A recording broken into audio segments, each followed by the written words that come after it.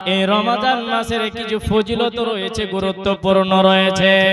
এই রমজান মাস বাদ দিয়ে আল্লাহ পাক এই কোরআনটাকে অন্য কোন মাসেও পৃথিবীর বুকে পাঠাতে পারতেন, কিন্তু আল্লাহ তা না করে এই রমজান মাসের ভিতরে পাঠিয়ে দিলেন। তাহলে বুঝে নেন, যারা রমজান মাস পেল এরা হলো ভাগ্যবান, যারা রমজান মাস পেল এরা ভাগ্যবান। নবীজি যখন মিম্বারে উঠলেন, এক সময় মিম্বারে উঠলেন, মিম্বারে ওঠার সময়তে জিবরাইল এসে বলছে, ইয়া রাসূলুল্লাহ, ইয়া হাবিবাল্লাহ, আপনি আমিন পড়ুন। যখন দ্বিতীয় নম্বর সিঁড়িতে পা দিচ্ছেন, খুতবা দেওয়ার জন্য উঠছেন, দ্বিতীয় নম্বরে পা দিচ্ছেন যখন, তখন জিবরাইল বলছে, ইয়া রাসূলুল্লাহ, ওগো আল্লাহর নবী, আপনি আমিন পড়ুন। তৃতীয় নম্বর যখন সিঁড়িতে পা দিলেন, আবার জিবরাইল বলছে, আমিন পড়ুন। এই করে করে তিনবার বলা হলো। নামাজ হয়ে গেল, খুতবা শেষ হয়ে গেল, নামাজ শেষ হয়ে গেল। সাহাবীরা আল্লাহর নবীকে জিজ্ঞাসা করেছেন, ক্বালু ইয়া রাসূলুল্লাহ, ওগো আল্লাহর নবী, আপনাকে এর আগে কোনদিন মিম্বারে ওঠার সময় দেখতে পাইনি যে আপনি আমিন পড়েছেন, আপনি কোনদিন বলেননি, আপনি আজকে কেন বললেন? এর কারণটা কি আমাদের জানিয়ে দেন। এবারে নবীজি বলছেন, রে বন্ধুরা, রে আমার সাথীরা, তোমরা শোনো, এই জায়গাতে আমি আমিন আমিন বললাম, তার কারণটা হলো জিবরাইল আমার কাছে এসে কানে কানে বলছে, ইয়া রাসূলুল্লাহ, আল্লাহ আপনাকে তিনটা কথা বলে পাঠিয়ে দিলেন। এক নম্বর হলো, যখন আপনাকে আমি আমিন পড়তে বললাম, যখন আপনি আমিন পড়লেন, তখন এর কারণটা হলো ওরা ধ্বংস হোক, ওরা ধ্বংস হোক যারা বৃদ্ধ পিতা মাতাকে পাওয়ার পর নিজের মা বাপের খিদমত করতে পারল না। এর চাইতে পৃথিবীর বুকে হতভাগা আর কেউ হতে পারে না। এবারে দ্বিতীয়বার যখন আমিন পড়লেন, আল্লাহর নবী বলছেন, রে সাহাবীরা, যখন আমি দ্বিতীয়বার আমিন পড়লাম, জিবরাইল আমাকে বলল, আমি পড়লাম। এর কারণটা হলো কি, যে রমজান মাস পেল, রমজান মাস পাওয়ার পর সে নিজেকে গুনাহ থেকে বঞ্চিত করতে পারল না, নিজেকে নিজের গুনাহ থেকে সে একেবারে পার হতে পারল না। নিজের গুনাহ এই রমজান মাসের ভিতরে আল্লাহর দরবারে ক্ষমা চাইতে পারল না। এর নাকটা ধুলায় মলিন হোক, এ ধ্বংস হয়ে যাক, এ ধ্বংস হয়ে যাক। তাহলে নবীজি বরদোয়া দিলেন, জিবরাইলের মাধ্যমে বলা হলো, যারা রমজান মাস পাওয়ার পর যারা নিজের গুনাহকে মোচন করতে পারল না, যারা নিজের নেকিগুলোকে অর্থাৎ গুনাহগুলোকে যারা মিটিয়ে নিতে পারল না, এর চাইতে হতভাগা আর কেউ হতে পারে না, পারে না, পারে না। এবার আপনি কোরআনকে আবারও প্রশ্ন করেন, রে কোরআন, তুমি কোন রাতে আসলে, আমাদের মাঝে কোন রাতে আসলে, তুমি জবাব দাও। এবার কোরআন উত্তর দিয়ে বলছে, ইন্না আনজালনাহু ফি লাইলাতুল কদর। আল্লাহ তাবারক ওয়া তাআলা বলেন, রে কোরআন, তোমাকে যদি কোন মানুষ, কোন নবীর উম্মত, কোন আমার বান্দা প্রশ্ন করে তোমাকে কোন রাত্রিতে আনা হয়েছে, তাহলে তুমি বলে দাও, আমাকে লাইলাতুল কদরের রাত্রিতে এই পৃথিবীর বুকে আগমন ঘটানো হয়েছে। তাই তো কাফেরেরা নবীজিকে কবি বলতো, এটা তো কোনো বানা কোনো কথা নয়, এটা হলো একজন কবি। আর নবীজি কোনোদিন নিজে থেকে একটা কথা বানিয়ে বলেননি।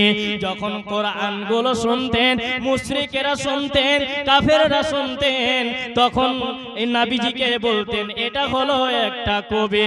আসলে নবী কবি নয়, কবি নয়।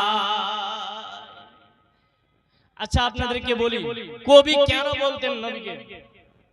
কাফেরেরা নবীজিকে কবি কেন বলতেন শোনেন, এই জন্য বলতেন।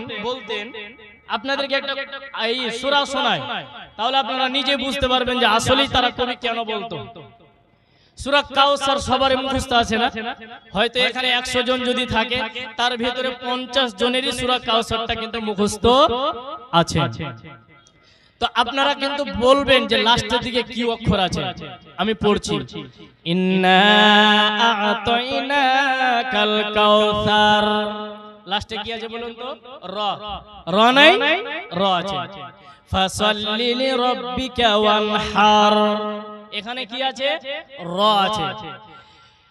ইন্না শানিআকা হুয়াল আবতার, লাস্টে কি আছে? র আছে।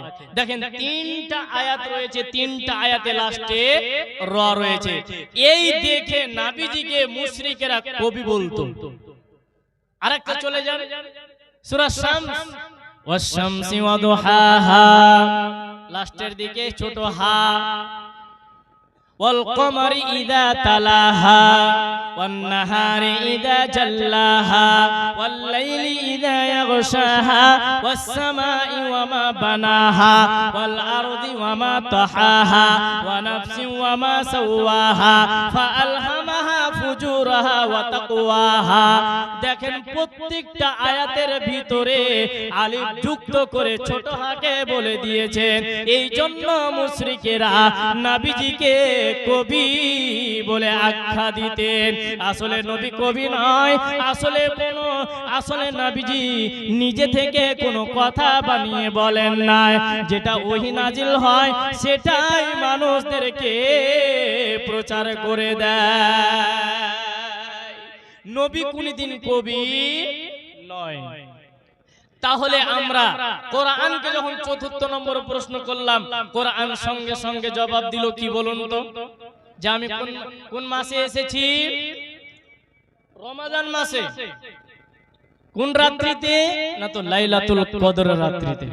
আচ্ছা, লাইলাতুল কদরের রাত এই রমজান মাস বাদ দিয়ে বাকি 11 মাসের ভিতরে আছে বলুন তো?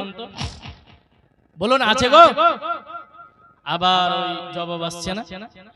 কোরআনে যে আপনি যে কোরআনকে জিজ্ঞাসা করলেন কোন রাত্রিতে আসলেন, তো কোরআন বলল আমি লাইলাতুল কদরের রাত্রিতে আসলাম। কিন্তু লাইলাতুল কদরের রাত রমজান মাস বাদ দিয়ে বাকি 11টা মাসের ভিতরে লাইলাতুল কদরের রাত আছে?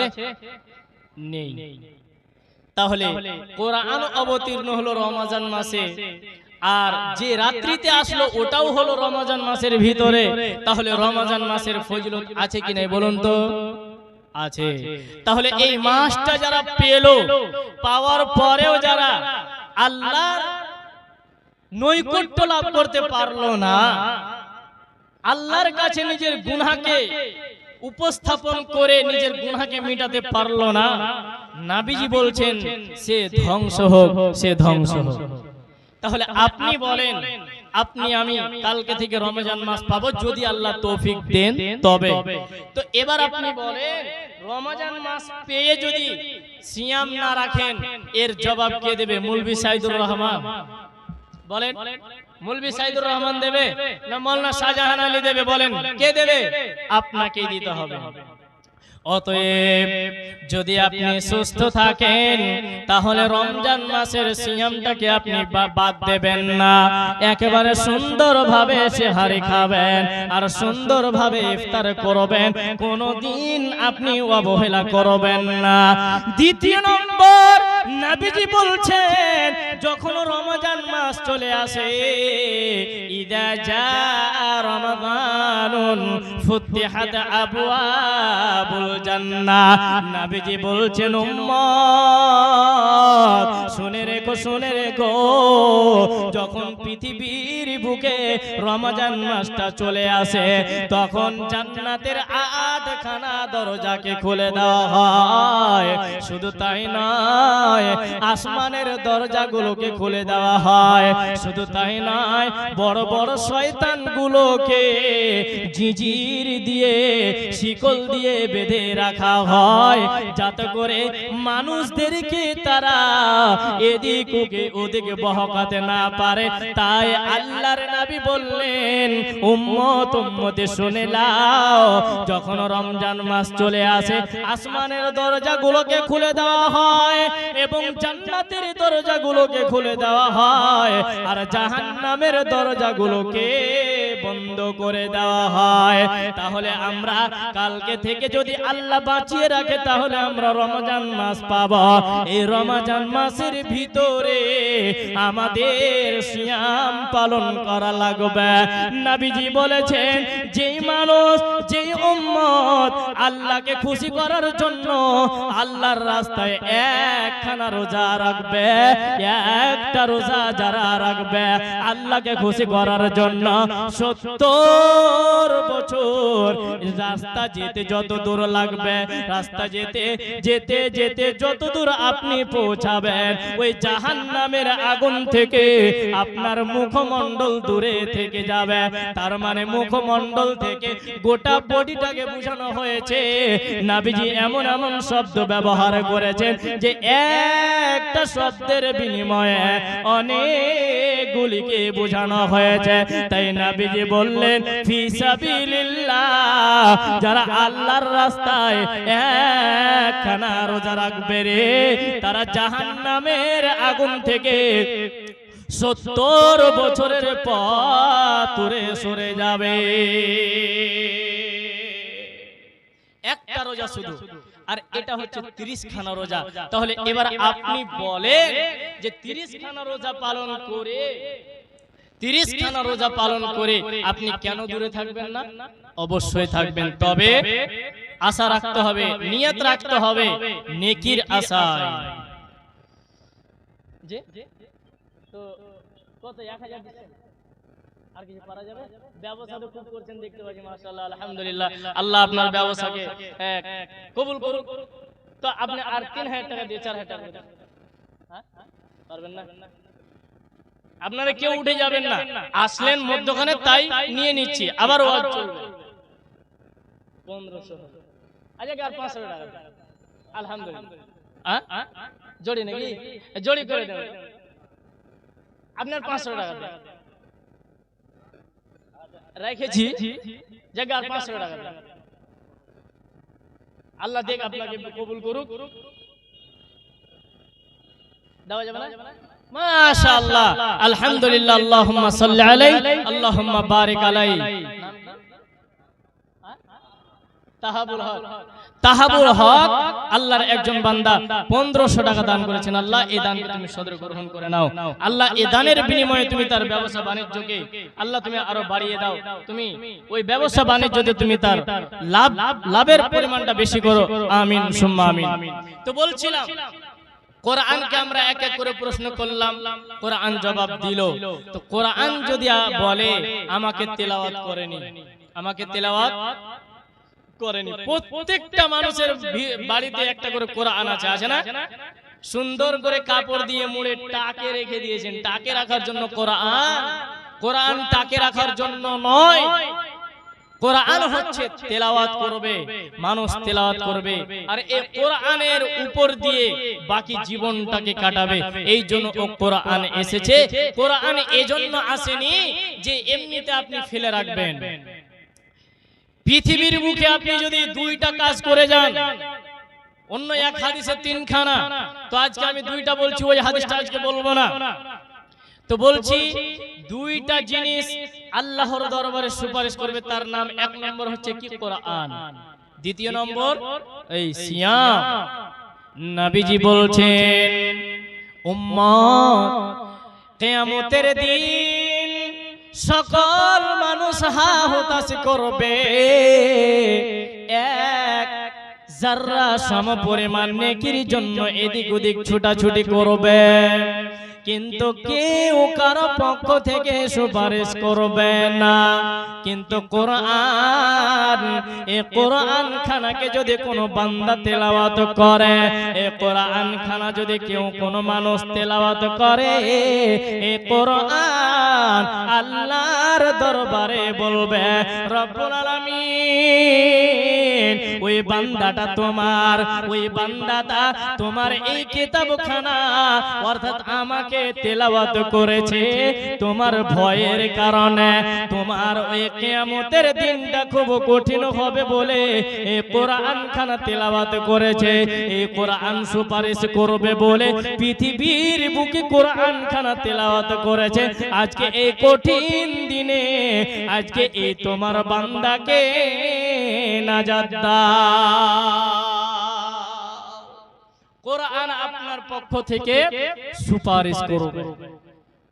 এবার দ্বিতীয় নম্বর, এবার সিয়াম বলবে রব্বুল আলামিন মুলবি সাইদুর রহমান অমুক জায়গায় বক্তব্য দিয়েছিল, রমজান মাসের সিয়াম পালন করতে হবে, লোকেরা করেছিল, অমুক অমুক লোক এই রমজান মাসের সিয়ামটুকু আদায় করেছে, গোটা দিন কিছু খায়নি, সুবহে সাদেক থেকে নিয়ে সূর্য ডোবা পর্যন্ত এর মধ্যবর্তী সময়ে এক চুল সম পরিমাণ পানিও খায়নি। রব্বুল আলামিন লুকিয়ে খেলে খেতে পারতো, নদীতে সাঁতার কাটতে কাটতে খেলে খেতে পারতো, কিন্তু খায়নি রে রব্বুল আলামিন, শুধু একটাই কারণ যে তুমি দেখবে বলে। আর এই রমজান, এই সিয়াম কিয়ামতের দিন সুপারিশ করবে বলে কোনদিন একদিনও ওই 30 খানা রোজার ভিতরে, 30 খানা সিয়ামের ভিতরে কোনো একদিন যারা সমান পরিমাণ কিছু খায়নি। রব্বুল আলামিন আজকে তুমি তোমার অমুক বান্দাকে নাজাত দাও। সিয়াম আপনার পক্ষ থেকে সুপারিশ করবে। আর এই সিয়াম অর্থাৎ এই রমজান মাসের ভিতরে বড় বড় শয়তানগুলোকে বেঁধে রাখা হয়, জান্নাতের দরজাগুলোকে খুলে দেওয়া হয়, আর বরকত বাড়িয়ে দেওয়া হয়, তার নেকিকে বাড়িয়ে দেওয়া হয় 2 গুণ 3 গুণ করে। নবীজি বলেছেন কোন মানুষ যদি অন্য মাসে ইবাদত করে যা নেকি পায়, রমজান মাসে তার চাইতে বেশি গুণে নেকি পাবে।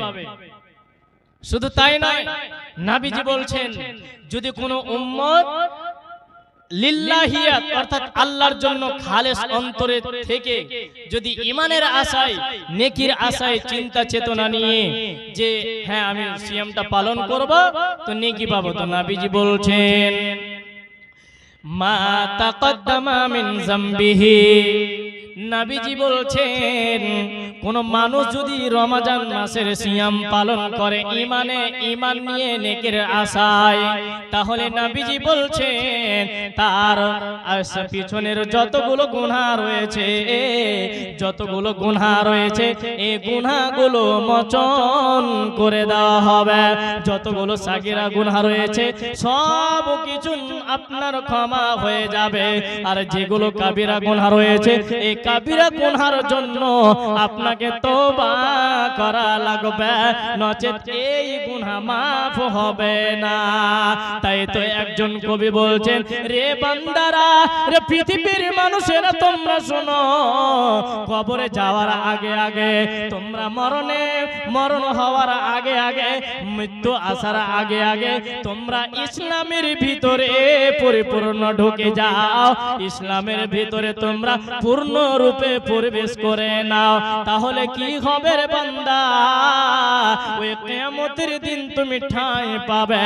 আর যারা ওই কিয়ামতের দিন ঠাঁই পাবে না তাদের পক্ষ থেকে কেউ দ্বিতীয় নম্বরে সুপারিশ করার রবে না, রবে না, রবে না।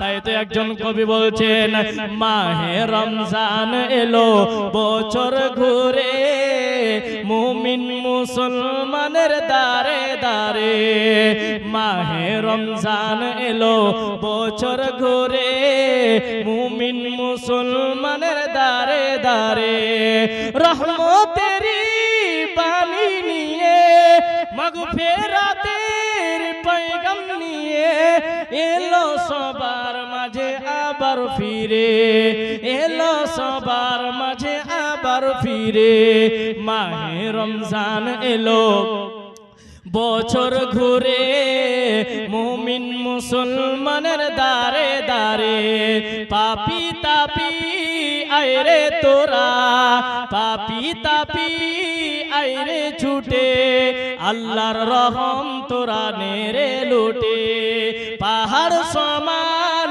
গুনার বোঝা দেবেন রহিম তোদের ক্ষমা করে মাহে রমজান এলো বছর ঘুরে মুমিন মুসলমানের দারে দারে মাহে রমজান এলো বছর ঘুরে মুমিন মুসলমানের দারে দারে অতএব এই মাসটা সবার নসিবে লবে না এই মাসটা সবার ভাগ্যে জুটে না এই মাস আমাদের সামনে আসলো আমাদেরকে সুন্দর ভাবে এই সিয়ামটুকু পালন করা লাগবে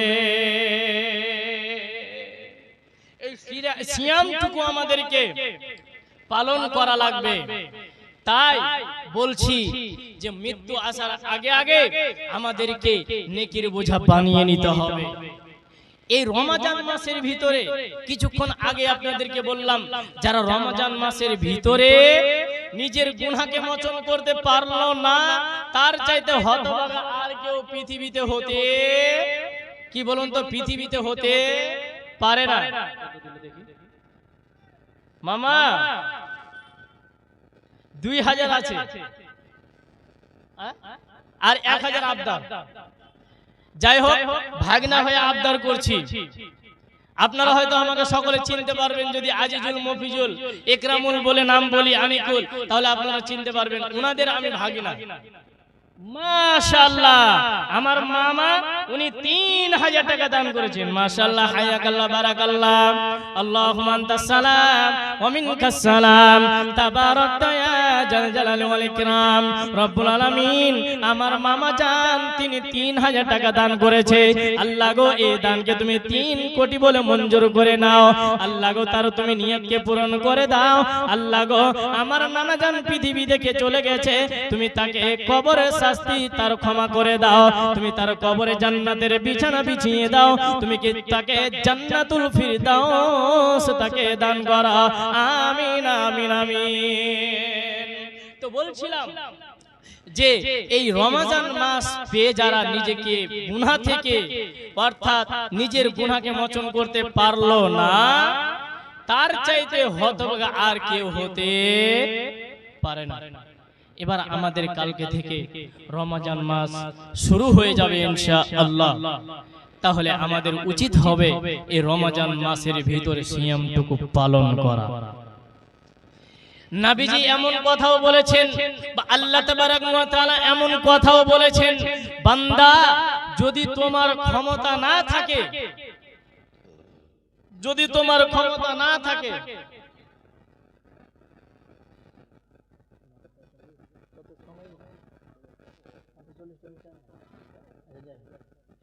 তো আল্লাহ তাবারক ওয়া তাআলা বলছেন বান্দা তুমি যদি অসুস্থ থাকো অনেক মানুষ অসুস্থ থাকে না থাকে তো যারা অসুস্থ আছে তারা যদি রমজান মাসের সিয়ামটুকু পালন করতে না পারে যদি রমজান মাসের সিয়ামটুকু পালন করতে না পারে নবীজি বলছেন বা আল্লাহ তাবারক ওয়া তাআলাও বলছেন তুমি পরবর্তী মাসে বা তারপরে যতগুলো সময় আছে এই সময়গুলোর ভিতরে তুমি সেটাকে আদায় করে নিবে আমাদের কিছু মা বোন আছে অনেক এটা প্রশ্ন আছে প্রশ্নটা কি যে বাকি রোজা নাকি শাবান মাসে আদায় করা যাবে না শাবান মাসটা তো রমজানের আগের মাস তো তো আপনার গত বছরের রোজা যদি বাকি থাকে 6টা বা 7টা বা 8টা, বা আপনি পুরো মাসটা রোজা রাখতে পারেননি, সাবান কেন আপনি রজব মাসে করেন, কোনো সমস্যা নাই, তবে আপনাকে কাজা রোজাটা আদায় করে নিতে হবে। হযরতে আয়েশা রাদিয়াল্লাহু তাআলা আনহা থেকে একটা হাদিস বর্ণিত আছে, উনি বলছেন, নবী গো, যদি আমার কাজা রোজা বাকি থাকে তাহলে আমি কি করব? নবীজি বলছেন, রে আয়েশা, বাকি কাজা রোজাটুকু তুমি পরবর্তী মাসে আদায় করে নেবে। এমনও প্রশ্ন আছে যে নবী গো, রোজা করতে পারলো না, কাজা রোজা বাকি থেকে গেল, কাজা সিয়াম বাকি থেকে গেল, কিন্তু সে মৃত্যুবরণ করে নিল সুস্থ থাকা অবস্থায়, অসুস্থ ছিল, অসুস্থর কারণে রোজা রাখতে পায়নি 5খানা, সুস্থ হয়ে গেল, সময় পেল না, বা সময় পাওয়ার পরেও সে আদায় করলো না জেনে বুঝে, তাহলে নবীজি বলছেন, রে আয়েশা, তুমি শোনো, তার পক্ষ থেকে তার যেগুলো আত্মীয় স্বজন রয়েছে, তার বাবা হোক না কেন, তার মেয়ে হোক না কেন, তার স্ত্রী হোক না কেন, কিংবা স্বামী হয়ে যাক না কেন, যতগুলো তার আত্মীয় স্বজন রয়েছে, তার আত্মীয় স্বজন ওই মৃত ব্যক্তির পক্ষ থেকে কাজা রোজাটিকে আদায় করে নেবে। এটা তার জন্য কাফারা স্বরূপ হয়ে যাবে। তাহলে আল্লাহ তাবারাক ওয়া তাআলা বলেন, রে বান্দা, তুমি যদি সফরে থাকো কিংবা অসুস্থ থাকো, তাহলে তুমি ওই টাইমে যদি তুমি সিয়ামটা পালন করতে না পারো, তাহলে আমি বলে দিলাম বান্দা, পরবর্তী সময়ে ওই সিয়ামটুকু আদায় করে নেবে। কিন্তু কোনদিন তুমি অবহেলা করে সিয়ামটুকু ছেড়ে দেবে না। তাহলে এটাও জানতে পারলাম যে অবহেলা করে সিয়ামকে নষ্ট করা যাবে না। এখন যদি আপনি সুস্থ থাকেন, তারপরেও যদি আপনি সিয়াম না রাখেন, তাহলে আপনি কিন্তু ধ্বংস হবেন। আপনাদের প্রধান বক্তা উপস্থিত আছেন, উনি শুধু মুর্শিদাবাদ থেকে কিন্তু উনি চলে এসেছেন, আব্দুল করিম বিন আমিনুল ইসলাম। আপনারা কেউ উঠে যাবেন না, প্রধান বক্তার ওয়াজ শুনে তারপরে যাবেন। তাই আপনাদেরকে বলছি, মরণের কোনো বিশ্বাস আছে কি? নিঃশ্বাসের কোনদিন বিশ্বাস আছে? আজকে এখান থেকে আমি বাড়ি যাব জলসা করে, যদি রাস্তায় আমি মরে যাই, আমাকে আমার কোনো ঠিক আছে বেঁচে থাকবো কি মরবো? হতে পারে আমার যদি সময় হয়ে যায় আমি মরে যাব। তাই বলছি, মৃত্যু আসার আগে আগে আমাদেরকে নেকির পুঁজি বানিয়ে নিতে হবে। কালকে থেকে আমাদের মাসে চলে আসছে রহমতের মাস, বরকতের মাস, মাগফিরাতের মাস। তাই নবীজি বলছেন, এই মাসের ভিতরে তোমরা বেশি বেশি এই তাহাজ্জুদের নামাজ আদায় করো, নফল রোজা, তোমরা নফল নামাজগুলো আদায় করো। আমরা অনেকেই কি করি, তারাবি পড়ি না, এশার কোন রকম পড়ে নিলাম, আর এশার পড়ার পর ঘুষ করে বেরিয়ে চলে আসলাম, আর এদিক ওদিক আটটা পিটলাম। শুনে রাখেন, আপনি তারাবিহ নামাজটা পড়লেন না, গুনাহ তো আপনার হলো না, কিন্তু আপনি বিশাল বড় নেকি থেকে আপনি বঞ্চিত থাকলেন। তো আপনি বলেন, আপনি কোন জান্নাতি মানুষ? আপনার আমার তো গুনার শেষ নাই, আর আপনি আমি ওই তারাবি ছেড়ে দিই। তাই বলছি, বিনীত অনুরোধ করে, কেউ আপনারা তারাবি ছাড়বেন না। কালকে আল্লাহ চাহে তো প্রথম তারাবি হবে বা পরশুদিন। আজকে যেহেতু চাঁদ উঠেনি, কালকে হয়তো উঠবে ইনশাআল্লাহ। পরশুদিন থেকে আমরা সিয়াম রাখবো, বলুন ইনশাআল্লাহ। বাহ, এতগুলো লোক, কয়েকটা লোক হাত ছাড়ছে। আপনাদের ভাগিনা হিসাবে বলছি, বলুন ইনশাআল্লাহ। রমজান মাসে সিয়াম পালন করব ইনশাআল্লাহ, ইনশাআল্লাহ। মায়েরা আমার, বোনেরা আমার, আপনাদেরকে এখন তাকে কিছু বলিনি, এখন পর্যন্ত কিছু বলিনি। তাই একটাই আবেদন করছি, মায়ের জাত, বোনের জাত, অনেকে আমাকে আপনারা চেনেন, আমার কাছ থেকে একটু দোয়া নিয়ে যান। তাই আপনাদের কাছে বিনীত অনুরোধ, মমতা দিদি এখন আপনাদেরকে দিচ্ছে 1500 টাকা করে, 500 বাড়িয়ে দিয়েছে। তাই ওখান থেকে আমি 500 টাকা করে আপনাদের কাছে চাইছি। আর আপনারা যারা আছেন, আপনাদের কোনো একজন বান্দা আছেন যে মসজিদ নির্মাণের জন্য 1000 টাকা, শুধু বেশি না, 1000 টাকা আজকাল মিস্ত্রি ইনকাম করে নিছে, তো বেশি না, 1000 টাকা করে 10টা মানুষ। আমি শুধু চাইছি কোন আল্লাহর বান্দা আছেন একটু আসবেন আর আমার কাছে মুলাকাত করে আপনি একটু আমার কাছ থেকে দোয়া নিয়ে যাবেন। মামু আমি তো শুনছি খুব নাকি ইনকাম হয়েছে, তো এখানে কত টাকা আছে? 2000 না 1500?